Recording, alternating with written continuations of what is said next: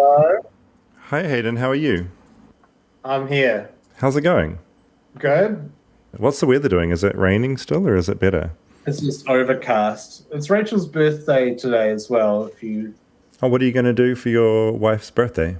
I think we're just going to go to the Mexican place up the road for dinner, but we're not really doing that much. But I got her a good gift. What did you get? A night at a hotel by herself with like a massage and stuff. But the main feature is you not being present. I think that's the big selling point. Yeah. We're doing an episode on the character of Homelander and the boys and what it all says about America. You're a watcher of the boys, and I was wondering what kind of things you think about when you think of the character of Homelander, who's kind of like a stand-in for Superman. Yeah, but he's also a stand-in for Donald Trump and Trumpism and the cult of personality that America has sort of fallen victim to, delusional narcissism, stunted emotional development, all of those things. They're very American. And the other thing I find so funny about it is the fact that this sort of horrific caricature of what America can be is played by someone we all know as by a New Zealander from New Zealand TV. Yeah, like a West Aucklander from Outrageous Fortune who played kind of drunken twins in a local show. And he's so good. Americans don't get it. Their capacity for absolute absence of self-awareness and self-reflection is just incredible. Like, that's the thing. Like, I just don't think that Trump could happen in another country because people would be like, oh, no, that's a bit much. But there's nothing in their brains, like a lot of their brains that just go, no, this guy is quite a massive narcissist and a fraud. Like there seems like that part of their brains is short-circuited. And so lots of them think Homelander is a hero and relate to him and think he's a kind of a good guy, and I get really shocked when the boys found the writers go, no, he's a bad guy. I don't know. America's honestly just put it in the toilet and flush the button. I'm David Farrier, a New Zealander accidentally marooned in America, and I want to figure out what makes this country tick. Now, I watch a lot of television, as a lot of us do, I guess, and I really enjoy it when shows start to echo real-world events, when things get a bit meta and take on added levels of meaning. Succession does this, the fictional Roy family mirroring the very real Murdoch family, complete with personal drama, media mergers and corporate takeovers. And the rapping. L to the OG, dude be the OG, and he playing like a pro, see? The Battlestar Galactica remake also got stuck into the real world, very pointedly echoing real-world events when it came to the war on terror that followed 9/11. Never have I watched a sci-fi show and felt more connected to events playing out on the nightly news. That is, until the boys came along. Good to see you. I love you guys. You are America. True patriots. The Boys, based on a graphic novel, is a show about a group of American superheroes who are corrupt and morally bankrupt, which is probably what would happen if superheroes were real. We all know that power and money turns even the best people into raging, insufferable lunatics. So imagine what having a superpower would do. In the show, it's up to a ragtag group of citizens named the Boys to try and hold the superheroes to account, and often failing. As the show goes on, it becomes very obvious that the main superhero, Homelander, is a satire of everything that's wrong with America, and then some. And it's to Homelander that we turn to today. Because the actor who plays Homelander, well, he's my friend, and he's a New Zealander. So this from day one, it's like being on a crazy train that just keeps accelerating every season and getting stranger and stranger. So, get your cape, superhero powers, and every bit of patriotism you can muster, because this is the Homelander episode. Flightless, flightless. Flightless bird touchdown in America. I'm a flightless bird touchdown in America.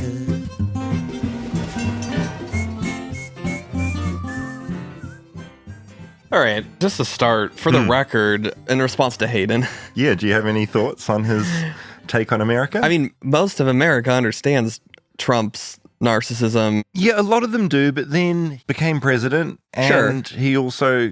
But he lost the popular vote again. Twice. It's so different. You know, fair. I don't think it warrants flushing America down the toilet. Yeah. To be fair, a lot of Americans do see him as the horrific narcissist that he is. I would say the majority do. There's just a section that don't, which I don't think is a massive section. And then there's a section that is willing to ignore those things because they agree politically or are afraid of him. True. There's also a section, I think, though, that sees the narcissism and kind of likes it. I think there's this element that's like, yeah, we support that. That's what we all need to be more like, which is a big trip because in New Zealand, being loud and brash and narcissism is almost the ultimate form of that. It's just so offensive to us. Well, and I also think people are very well aware of Homelander is the villain on that show. On the most boys. people, like, most people get that. I do imagine there is the same as I'm saying about people that do like that about Trump, maybe are watching it and not realizing that. Yeah. But I think most of that audience probably gets that too. Do you think if Trump, and he may well have done this, if he switches the TV on and The Boys starts playing and he sees Homelander, do you think any element of him would go, holy shit, that guy's a lot like me. He reminds me of someone. Well, we are at an era where I don't think you can be flipping through channels and find The Boys since it's on a streaming platform. I've gone back in time 20 years just now. And from New Zealand, it's different down there. He's accidentally opened up the Amazon Prime app and accidentally clicked on season 1 of The Boys. I just wonder if he saw a clip, if he would go, that seems a little bit like me. Probably. He seems to wear those things with a badge. Yeah, and he'd probably love it as well. Yeah.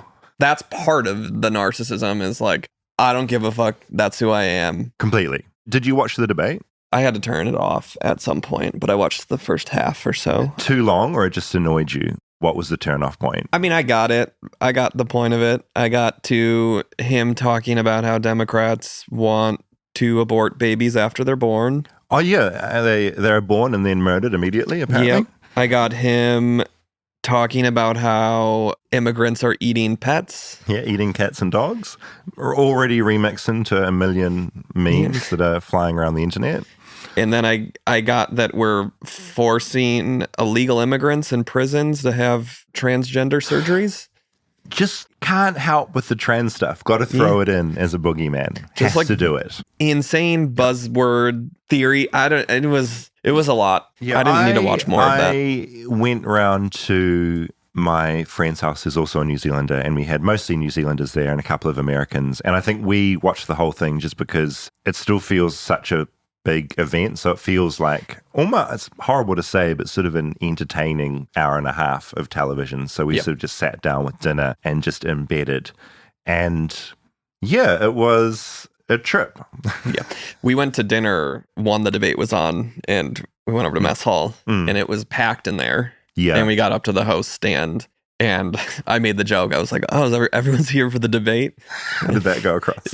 I don't know. The hostess didn't hear me or didn't find it funny. The other thing that I think is worth mentioning is that it seemed to be the debate that pushed Taylor Swift over into making a statement to, 250 million followers that she's going to vote, which is incredible, and she's going to vote Democrat, and that felt like a big deal. Yeah. We've had a lot of discussions on how Taylor has been reluctant to draw a line about politics. And yeah, so seeing that it felt cool. It felt really good. It felt weird that was a moment, but it was. This is all here. This is the world we live in. I did like how she just managed to trigger Trump in all of his worst ways. Yeah. And anything she was saying, she seeded these little nuggets that you'd see him pick up on. Yeah. And it would derail the next line that came out of his mouth, which was pretty interesting to see.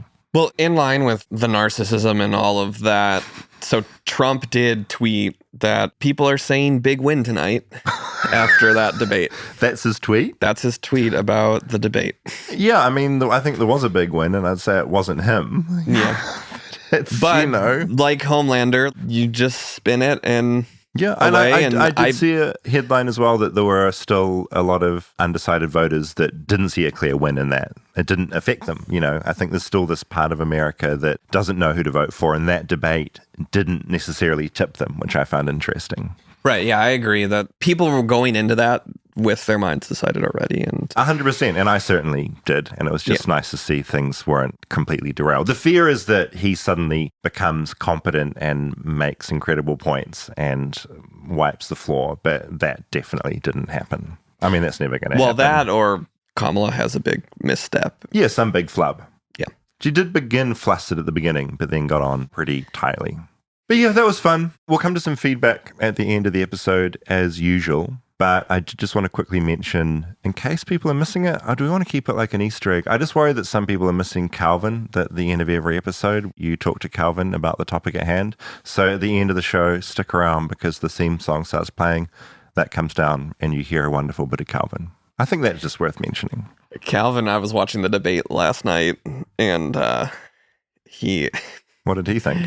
He asked if that was a bad guy, just because of how he was talking and the things he was saying. Yeah. He could just tell tonally. Yeah, this kid looks at him like, that's sort of a bad guy. Yeah, and it was asking what this was. And I was like, well, this is a debate to see who's going to be president next. And yeah, why are we looking at these two adults arguing? Yeah. And one of them seems very angry. What is going on? Oh my God, that's right. Very perceptive. It is, yeah, from a kid's perspective, all this stuff must seem so strange. Mm-hmm. Well, and even, trying to explain to him political parties and views. Like, where to begin? Maybe he is our interview subject if we do sort of an episode that gets incredibly political. Maybe he's our guide into the system, you know? Send him out for some interviews, too. Now, when did you first watch The Boys? Did you come in when the show started, or did you come in later?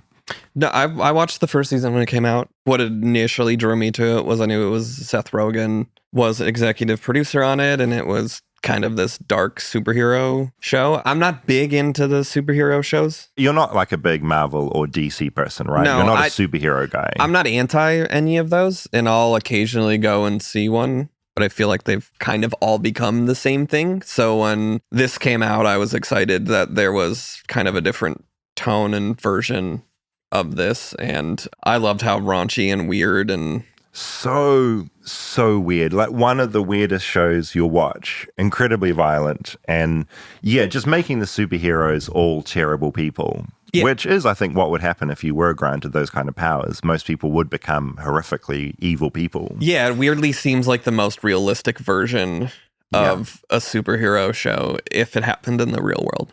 These were all concocted in a lab by the government, breeding these superheroes as super soldiers and then abusing their power. And the best. Yeah. My evolution into it, I'm not a big comic book guy either, although I have seen most of the Marvel films, although my brain has now become exhausted and I can't friggin' stand them. And they've all just kind of mushed into the same.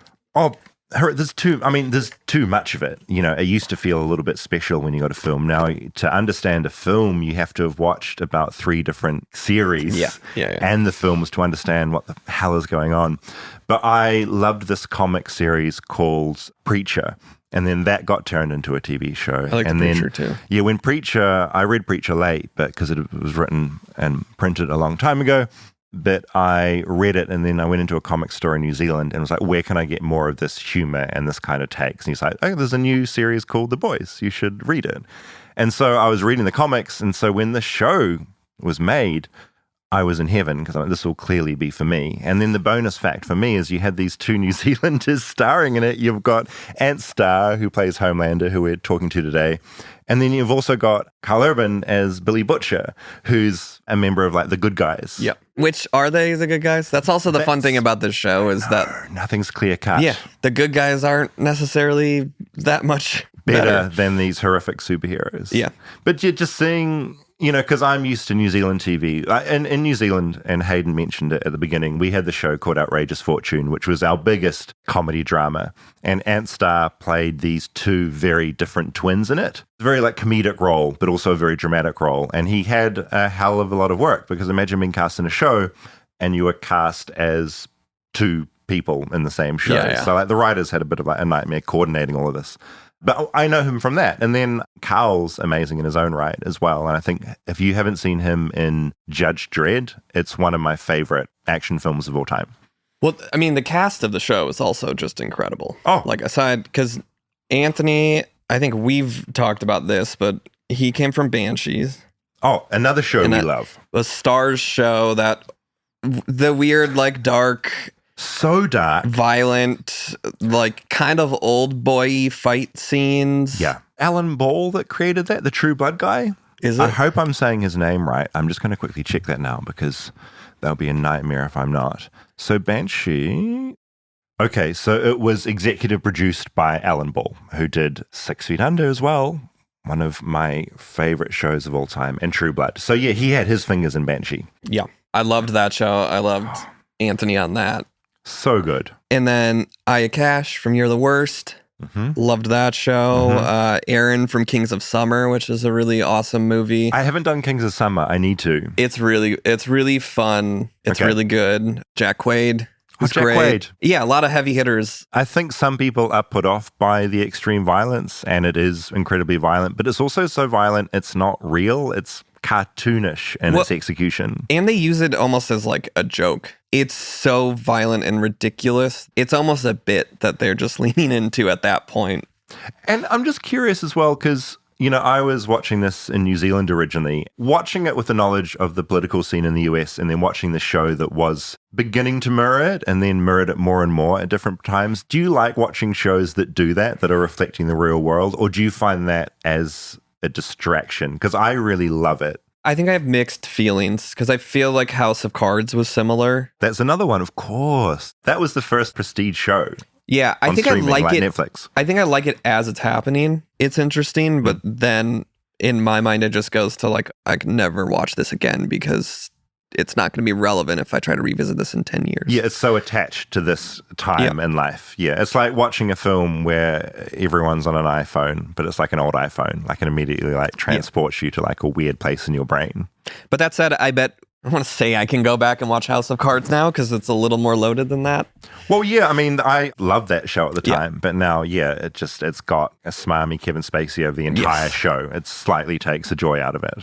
But you have Kate Mara, who was amazing in that first season. You do feel for these actors that are in these incredible things, but then someone in the production screws up and then that whole show, in some cases, doesn't even get released, completely disappears, which is because insane. Of one person.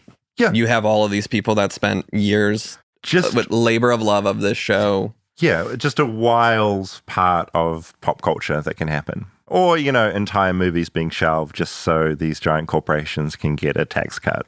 Yes, just horrific. So, yeah, we thought, this was your idea. I was like, why don't we go and talk to Ant Starr? He's a New Zealander. I know him. He plays a deranged American. So, sort of thought it would be good to go to his house and just get his take on this whole thing himself. Yeah, this is a little different of an episode than we would normally do. But he's a flightless bird also here in America. He is. He's another one. Stranded. I ended up doing a podcast here. He ended up being on like one of the best shows of all time. Yeah, he's great. So, yeah, this is Ant Starr.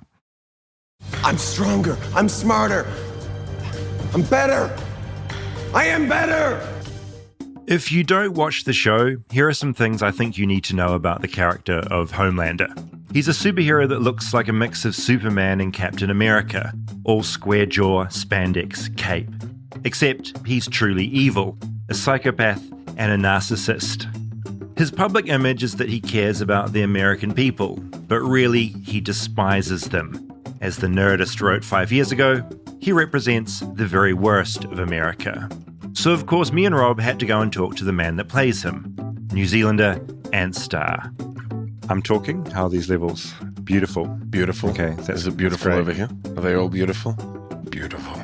This episode might be confusing for some. That's me and Ant talking at the same time. 2 Kiwi accents simultaneously. Who can even tell the difference? Is it Anthony? Do people get confused? Ant is fine. Somehow I ended up with Tony on my Instagram. I don't know why I ended up with that, but I did. And Tony is just so foreign to me. But anyway, so... Tony Starr kind of sounds like a porn star name. Yeah, like C-grade porn. Tony Stark. It gets very close to Tony Stark, which, you know. It's a sunny morning in Hollywood, and Ant Starr's 2 dogs are patiently staring at us from the back porch while we sit around inside talking. Ant's ordered a bunch of donuts for us. Very American. The dogs desperately want them. Now I want to thank you because very early on when I moved over here, I got incredibly drunk and I woke up on your, I don't think you were even drinking. I drank far too much. And I woke up in an apartment, didn't know where I was. And you had let me crash on your couch. That's right. And it's not like I knew you particularly well, but you sort of rescued me. And it's one of the few times I've been like blackout drunk. And I woke up and I didn't know where I was. I was so confused. I was on a little couch with a little blanket over me. Literally 10 steps away from the taco place that we'd been at the night before with a group. Yeah, it just hit me all at once. So thank you for saving me. You're welcome, David. That night. You're welcome. And I appreciate that a lot. You were a great guest. I'd like to clarify that today I am not drunk. I've never been more sober. And Ant tells us how he landed the role that's currently defining him. He was shooting another movie at the time and could barely be bothered going for some weird TV show. I sat in my trailer at lunchtime and basically spat out an audition with my iPad and a spot on the wall, almost out of spite, just to get it in the out tray. And next day, I got a call saying, yeah, they love it. They want you to audition again, but better quality. It's like you won the cake eating contest. Now the prize is more cake. So I had to get the behind the scenes guys on this film that I was doing. And we put a tape down. And then from that was my screen test, effectively. And here we are, 5 years, a pandemic, and a lot of other craziness later, talking to you guys about it. And with one more season to go. There's been a lot of real-world craziness, from the pandemic to politics. But in the world of The Boys, it's even more unhinged. There are scenes in the show that I can't even believe exist. This from day one, it's like being on a crazy train that just keeps accelerating every season and getting stranger and stranger. At the start of season 3, there was a young man went up the urethra of another young man and then sneezed and exploded. Out of context, it sounds really weird, but in context, it was really weird. But explodes him from the inside. I read that and I was like, oh, man, this is it. We've got the shark, we've got Fonzie, we've gone full Happy Days. Then I saw it and I see what the visual effects guys have done and I see this guy tickling the inside of another man and it's just so strange, but it's also kind of compelling. Somehow I can't take my eyes off it. And it's funny as hell. My mom watches behind a cushion, or doesn't watch from behind a cushion, but my dad watches, he's in hysterics through most of the episode, especially if anything bad happens to Homelander. He loves it. Then I would have to say that you have absolutely no leverage because I am the Homelander. And I really can do whatever the I want. The season that wrapped up recently, season 4, it was their biggest one yet. More and more eyes on this New Zealander playing a terrible American. And the thing I find amazing is that while most viewers do view Homelander as the menace he is, some still see him as a hero. Rob gathered a bunch of opinions before we met Ant, and we decided to play some back to him. Homelander, he's the fucking coolest. He's everything I love about America. Homelander is basically the power of the U.S. He is unstoppable, just like America. I love Homelander. That dude fucks. Homelander is pure America. He's a representation of everything that makes America great, wrapped up into a superhero. I feel like this is a trap somehow. I feel like it's really easy to compare him to like specific political leaders, but the truth is, I think he's just a narcissist, and America loves narcissists. I think we are very attracted to people who have certainty, and it doesn't really matter if they're wrong. It's actually the certainty that matters. You know, we see it with everybody. Jordan Belfort, Elizabeth Holmes, Lou Pearlman, any other scam doc I may have been watching lately. I had a British friend tell me advice that she was given when coming to America, which was not to be humble, but just to brag, because Americans don't like humbleness. And I know that's a generalization, but the truth is we actually very much seem to respond to the black and white because it lets us off the hook. If somebody else is certain, then we don't have to question. They have the answers. It doesn't matter if they're wrong. So I think that's one part of Homelander that is a symbol of America. Also, laser eyes as a metaphor for global nuclear power. I should note that this particular voice belongs to Aya Cash, who acted alongside Ant, playing a Nazi. Rob is friends with Aya, so brought her into this mess. I didn't know if I was supposed to introduce myself. I'm Aya Cash. I play the Nazi Stormfront, and I am also Homelander's lover. Mother lover. Wait, is Cash the only one that you got from the show? Or who Yeah. Okay, because as soon as I You heard her Rob voice, I knows was her like, somehow. Yeah, she's a First of all, she talked a lot. That's a tell. But also her voice is very distinctive. I would actually go on her, just whilst it's fresh in my mind. She talks about certainty. I would also add hope to that. It's very easy to pin the tail on the donkey with regards to Homelander being like a specific political figure at the moment. But I've always leaned away from that because, sure, there's elements of lots of different things from the real world. But basically, we've got to create a character that exists in the world of the show. And if we try and poach something from outside, then it's not going to ring true in the world of the show. So this is the big conversation around the TV show, especially as time's gone on. The main question, is Homelander just one very specific parody of Donald Trump? In an interview with Variety back in June, the showrunner for The Boys kind of echoed Ant's take. I'm quoting him here. When we first pitched the show, it was before Trump was elected. And the idea that a celebrity would actively want to turn themselves into a fascist autocrat was kind of a crazy idea. I mean, it still is. But it turned out to have happened. We sort of lucked into a show whose metaphor is really about the moment we're living in, which is the cross-section of celebrity and authoritarianism. And so once we realize that, we're like, well, yeah, we'll have to go all the way. Ant picks things up again.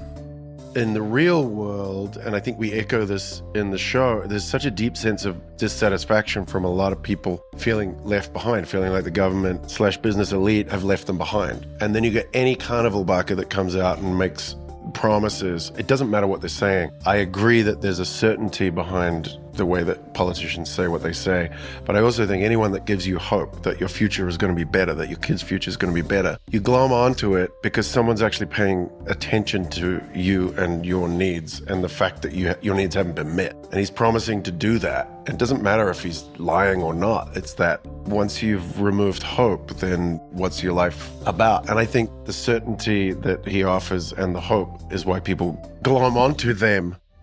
I'm done. I am done apologizing. I am done being persecuted for my strength. You people should be thanking Christ that I am who and what I am because you need me. You need me to save you. You do. I am the only one who possibly can. You're not the real heroes. I'm the real hero. I should say at this point that while The Boys is violent and unhinged and at times juvenile, Ant's performance can be truly chilling. As I said earlier, he plays a psychopath, and he plays a psychopath incredibly convincingly.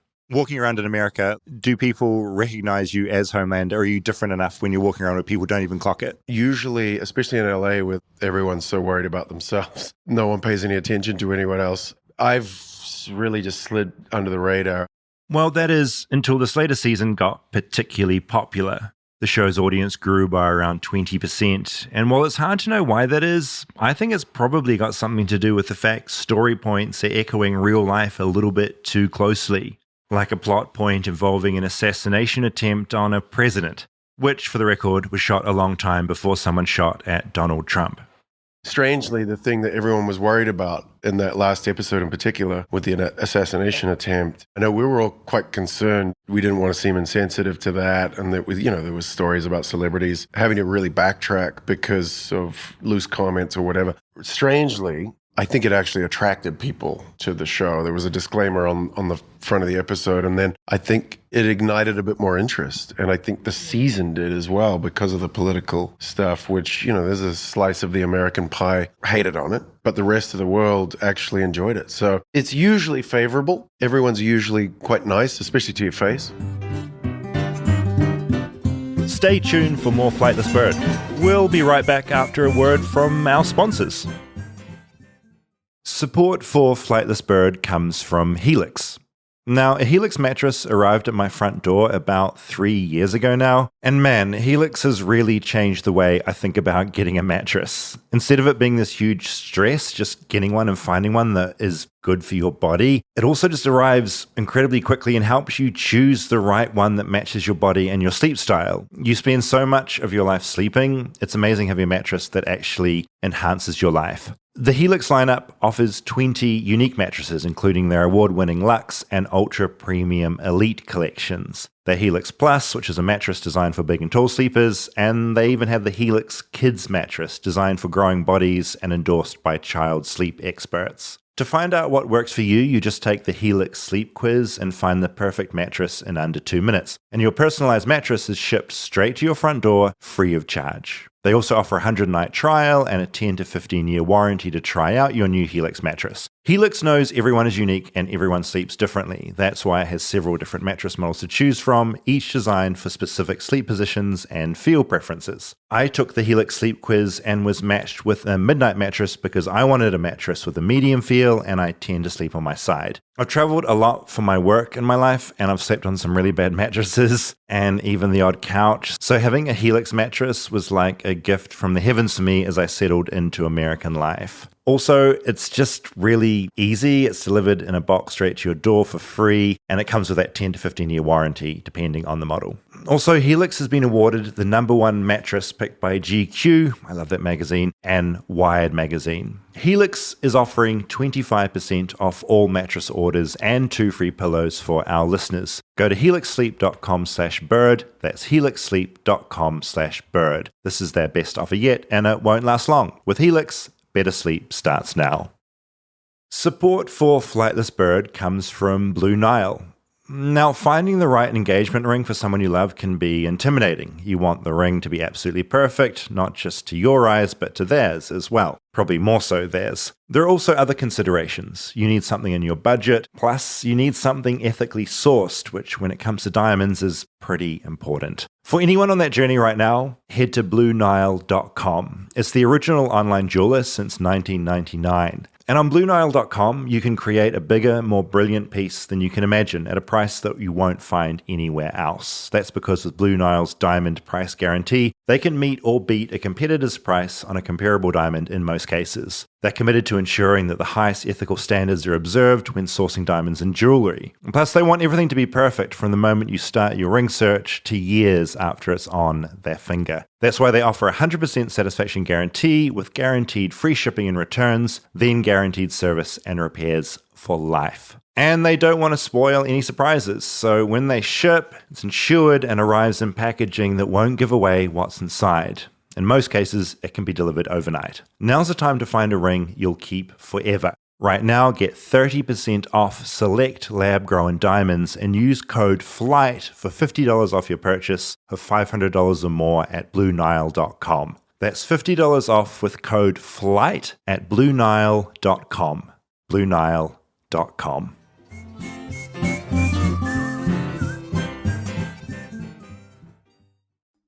It's endlessly fascinating to me. Ant, a Kiwi, here in America playing this parody of the worst kind of American in a show that's constantly reflecting America back at itself. And the fact that in all of this, some Americans don't see the parody and they idolize this character. Homelander, he's the fucking coolest. He's everything I love about America. It's not meant to be a beacon of hope for your twisted dreams. He's not Superman. No, and it's not meant to be idolized at all. It's far from it. It's a psychopathic narcissist. So that's pretty surreal. There's always a very slim slice of the pie that don't make the disconnect between real life and the show. And there's a lot of surprise when people meet me and say, "Oh, you're actually really nice." And it's the actually that I wonder. You're actually really nice. Yeah, I'm not, I don't fly and I don't have lasers. But no, we've got a great fan base. They're very passionate, and without the fans, there's no us. Ant's actually preparing to go to a fan convention later today, something he's enjoyed more as the show's gone on, because thankfully most of the fans get it.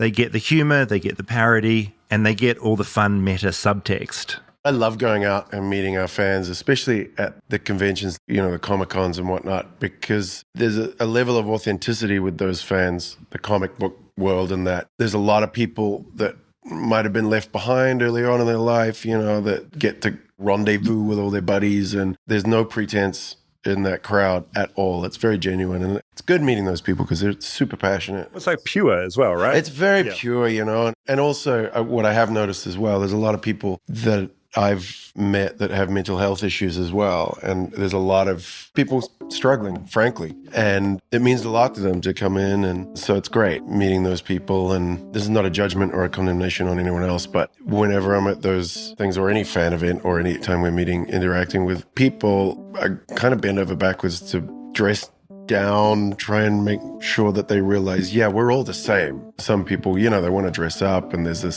sense of difference. Yeah, us and them. A bit of an us and them thing, and they want to... We're up here, you're down there. Yeah, and it's just so absurd, and I think the industry creates that ideal, and we project that. We as in people that admire celebrity and all that, and it's all nonsense. We've all got the same problems. You are quite different to your character, I got to say. Really surprised. Yeah, I'm not I seeing know, it. right? I'm not seeing it yet. It's so strange. Before we let Ant get off to the convention, it would be crazy to have another New Zealander on this podcast without talking about what Flightless Bird is all about. The subtle and sometimes unsubtle differences between the United States and little old New Zealand. There are the small things that New Zealand doesn't have. The lack of leaf blowers and sometimes shoes. I tell you what, Americans can't believe. Yes, taking shoes off at the door, but also people in bare feet in supermarkets in New Zealand. I've seen that a lot. I used to take photos of them. In fairness, you've got a better chance of stepping on a needle here than you do there. And Ant raises something they don't put in the tourist brochures about my home country. Something not so positive, but important to know about. See, the funny thing about New Zealand is it's like Jekyll and Hyde. There's two versions of New Zealand. There's that great coffee. That's true. It's beautiful. It's a very easy travel. But there's quite a dark underbelly in New Zealand as well. We've got the highest young male suicide rate in the world. We've got terrible child abuse statistics. I think it was like a third of the kids under 10 live in poverty. There's a real dark side that people don't know about and you will never see if you go there as a tourist. So I tend to leave that out of my pitch when people say they're going to New Zealand. 4 people that I went to school with that were in an immediate friend circle that I had committed suicide before the age of 20 and then a couple more after that. So it was like, yeah, it's really intense. And then a few other people that I know have committed suicide over the last few years. It's really bad. There's social elements to the country, which, nobody wants to hear that when they say they go to New Zealand. With all that said, Ant's also distinctly aware of the problems America has, too.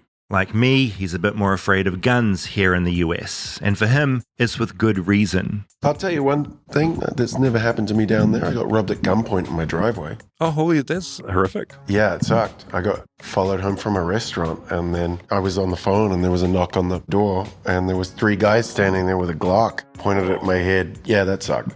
It was horrible. They didn't really get anything. They got my watch and they took my phone, but I don't never have cash on me. So they didn't really get much, but it was terrifying.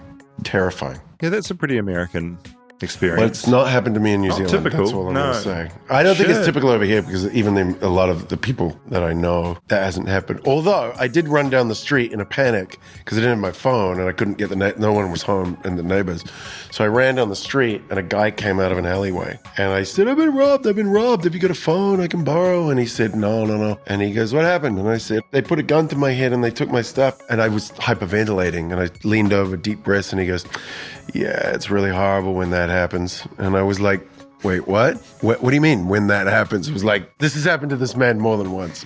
Jesus. Like, wow, that's strange. Gun violence. Maybe an appropriate thing to end on when talking to Homelander, a man who dishes out violence at every possible turn. It just so happens that in real life, one of the mean-spirited Americans on TV is one of the nicest New Zealanders you could meet. He was a nice man, wasn't he? Very nice. Was he what you expected? Because it's funny when you go to meet people who you just know from, you know him from Banshee, where it's like a very violent show. Then you know him from The Boys, American accent. Was it sort of what you expected? Because you meet a lot of people as well, like in your work that are, famous, and you just meet the regular person. I mean, I've met that type before. He's chill. Yeah.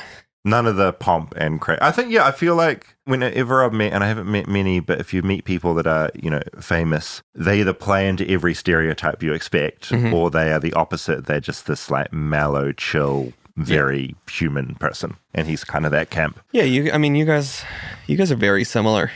Similar vibe, right? Yeah, similar voices, similar outlook on things, I think. That was sarcasm. But. Oh, wow, that's so mean. I thought we are kind of similar.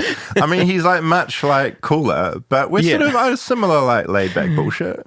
Yeah. Oh, wow.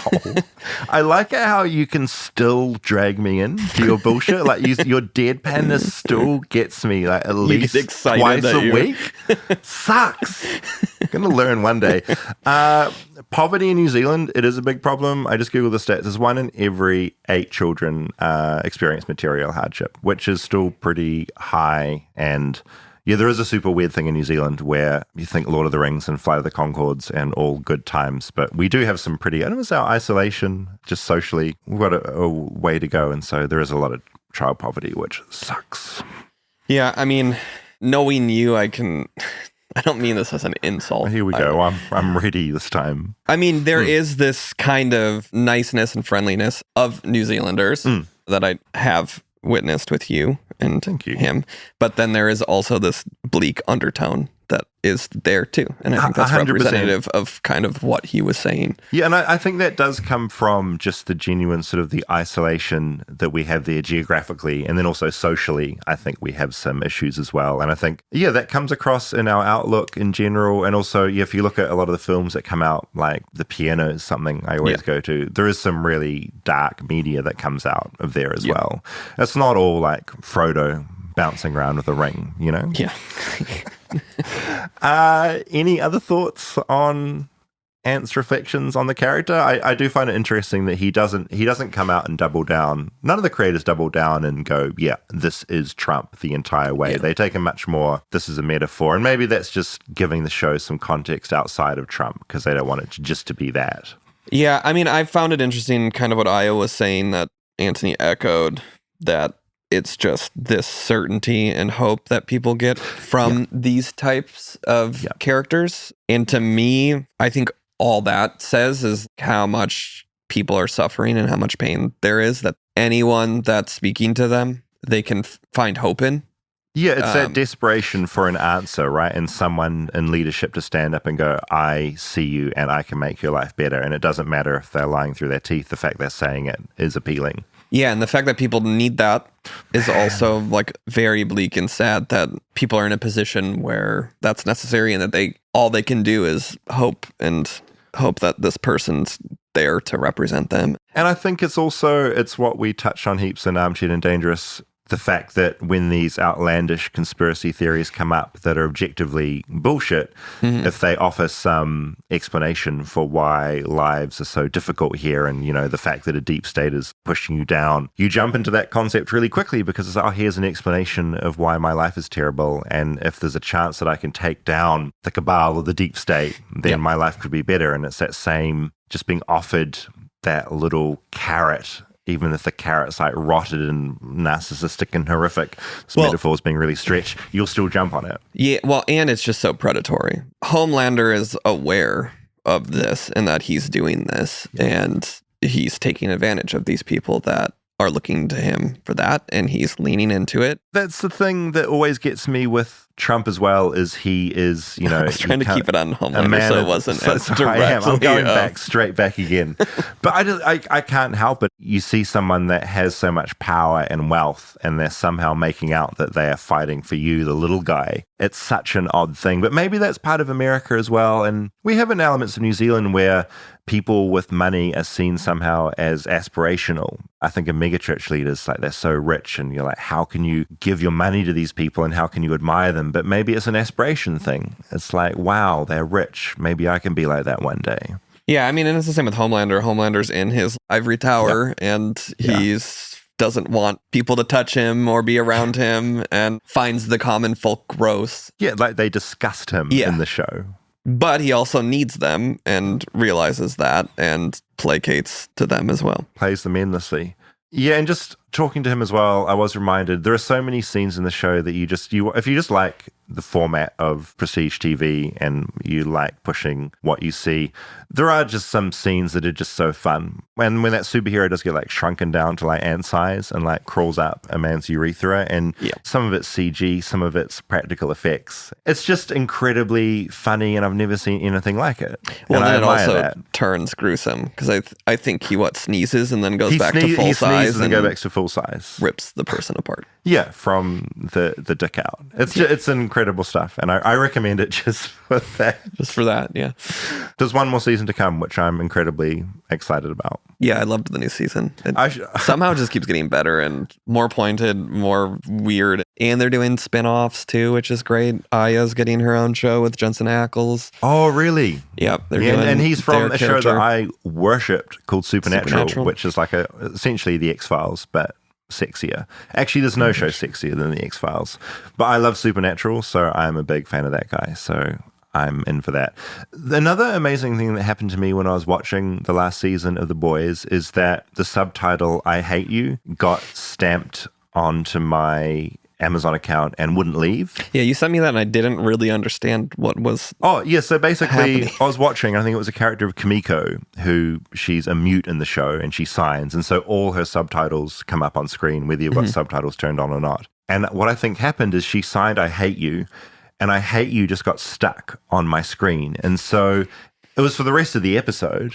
And I wrote about this extensively on my newsletter Webworm and sort of went into the details of trying to talk to Amazon about this and what was going on. Because initially it was funny. But then if you watch a program and the words "I hate you" are just on the entire time, it does start to feel like the TV's kind of talking to you. Yeah. And then what it would do, I'd watch other films and other shows on Amazon that had nothing to do with The Boys, and "I hate you" would just appear. And it started, when you have the words "I hate you." You have a haunted app. Pretty much. It was wild. But Amazon told me that apparently their engineers had fixed the problem. They're so generous, they gave me a $20 voucher to use on anything on my Prime account. What'd you get? So generous. I haven't spent it yet. I'm very excited about that. But also, just the psychology of reading "I hate you" for hours does something quite weird to your brain. It's funny, and then it's like, I'd actually want to read that all the time. I don't want someone to hate me. I think if it started doing that, you should have just turned it off. I did, but I'd turn it back on again. There it was again. Still just reminding you that it hated you still.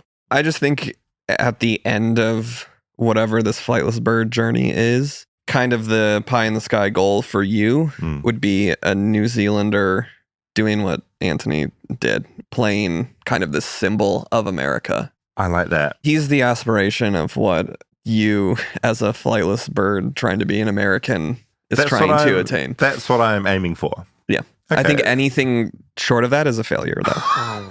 Okay. We'll circle back in a few years and see how much I've failed, and I will have. A bit of feedback from last week. Hayden wanted to clarify in the debate over Avril Lavigne, where we first became friends, that I was anti-Avril in the debate and he was pro. I got that wrong. Hayden has a very good memory. That sounds about right, knowing your musical tastes and female-led bands. Personal. Heather wrote in about Rosabelle's voice. We mentioned that Rosabelle didn't enjoy listening to her own voice, and so she just said Rosabelle's voice is wonderful. Someone please tell her that hearing her voice on the podcast a little bit each week could be a great form of exposure therapy for her. I hope someday she will love her own voice as much as we all do. Pink, love hard. Aren't listeners so kind? They are. Birdies is what we're calling them, right? Birdies. I'm not sure if I'm on board with that yet. There was a lot of support for that documentary idea that we discussed about me going and finding various Christians that I'd converted. You found funding and distribution? Not yet. But people seem to like the idea of me knocking on the door of people I converted when I was 15 and going, hey, I'm sorry, but maybe I got this thing wrong. It needs some sort of a twist, though. Like, you need to find out that one of them is a serial killer. It does need some story arcs within that episode. Yeah. And if it's going to run for a season. But I also thought you could expand it into other things. You could have different characters. You could have someone that got so many people into a multi-level marketing scheme and have them go around and be like, I shouldn't have done that. Don't do this. Stop ruining other people's lives. Well, yeah, one of them needs to have gotten really awful. Yeah, like horrifically awful. Which that's normally what you do for your docs. You plant these characters and just they're write all them. fake. Yeah, Tickle's fake. Mr. Organ's fake. They're all fake, obviously. Okay, you heard it here. The mere mention of American Girl in the Seventh-day Adventist episode got people very excited. Meg said, I still have my Samantha Parkington American Girl doll and a bunch of accessories and outfits somewhere. We had matching Victorian nightgowns. Totally normal stuff. I was obsessed with American Girl, read all the books. Parents spent way too much money at the Pleasant Company. So I want to do an episode on American Girl because it has had a big effect on a lot of American kids. Can we do a photo shoot of you in a Victorian nightgown with a Victorian I'm very doll? down. Maybe that could be the new Flightless Bird hero image, is That me sounds riffing on American terrifying. Girl. How do you feel about dolls? Like old dolls? Horrific. On our road trip this summer, we went through Utah and there's this hole in the wall place. There's a place called Hole in the Rock where this man 75 years ago, he built his home into the side of this canyon, and it was basically this like cave, and taxidermied his own animals, and they looked insane. This guy Not sounds good taxidermy. The eyes are like off and amazing. He died, his wife died, and they still had their bedroom set up, and she had arranged all of her dolls around the bedroom, and they left them, and it was the creepiest. That sounds incredible. Did you have to pay to go in? You had to pay for the tour, yeah. This sounds amazing. I love these little things in America that pop up like this. Yeah. They're just so deeply unusual. And I'm sure some people would go there as well and look and go, this is really adorable and cute. No, it was terrifying. Oh, there was clearly. just this like weird little room with furniture from the 50s and all these little dolls lined up around the room. It reminds me a lot of that Island of the Dolls, which is off the coast of Mexico. We were going to do it as an episode for Dark Tourist, but I think the story was a really tragic story where a man's daughter died, and so he, to sort of honor her, he would put dolls up in the trees and hang them.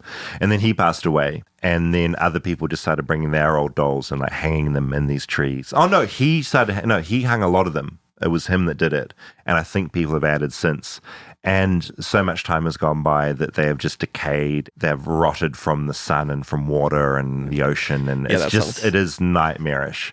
That sounds terrifying. Yeah, you go to this island and it's just a million doll eyes looking back at you. America is so good at the roadside attraction. Yeah, it was just giant white letters painted on the side of this rock. Yeah, I mean, that's the joy of the American road trip, right? Is pulling off at these batshit places along the way. And then there was just like a face sculpted into the side of it as well. The Franklin D. Roosevelt Memorial. That's good stuff. What did Calvin think? Was he scared or like No, he was bored. Kids. They had like a petting zoo also as part of it. With of course like, they do. You got to have a petting zoo. Yeah. Else it's not a real attraction. Yeah.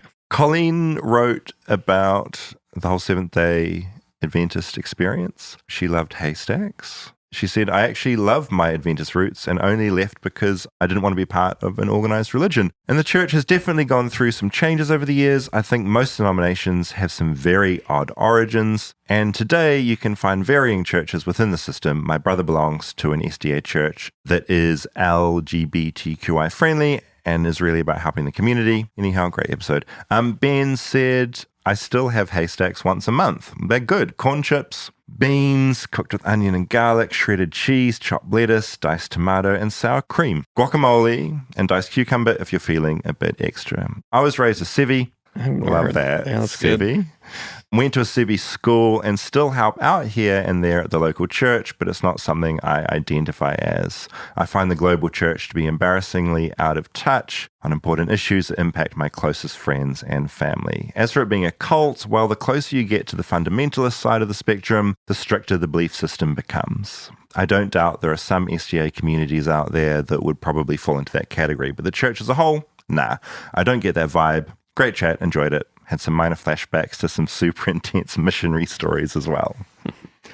So yeah, heard from a lot of people that grew up in the church and had left, and the episode reflected their experience, which is good. Yeah, we didn't offend too many people. We didn't offend too many people. I haven't heard from their PR team yet, so I'm not sure what they think of it. Still time. Thank you, Rob. Thank you, David. I'll see you again next week, and keep listening because Calvin will have he'll have something to say.